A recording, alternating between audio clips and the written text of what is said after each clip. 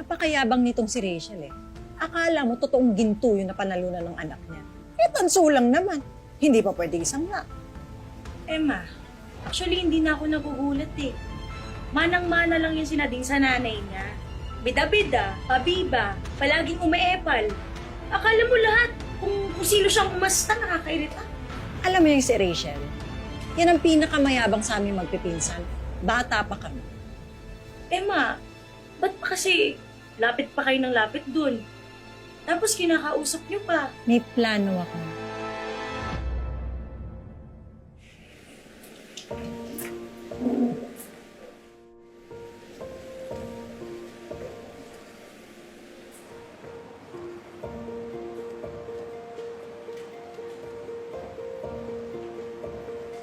Para sa'yo. Naniligaw ka ba? Ano sana eh. Jayron, salamat dito ah. Alam mo, gwapo ka, mabait, matalino. Pero, gusto ko muna kasing makapagtapos ng pag-aaral bago pumasok sa pakikipagrelasyon. Sana maintindihan mo. Hindi ka lang. Pwede mo naman pagsabayin, di ba? Ang gagawa naman ng iba. Jayron, sa ngayon kasi pamilya kong prioridad ko. Gusto ko makatapos para may paggamot ko ang mga mata ni Papa. Jayron, sorry ulit ha.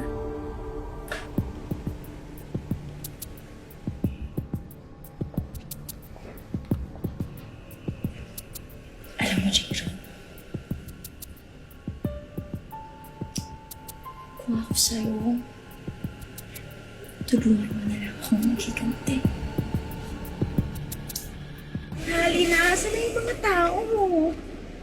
Pag ganitong oras, halos ubos na yung mga ulam natin eh. Ngayon, parang hindi naman nabawasan. Hoy, sige, babalik ka dito, ha? Oy, mga iyo, dito na kayo kumain. Mas mura! Mas malaki ang serving. Ayo.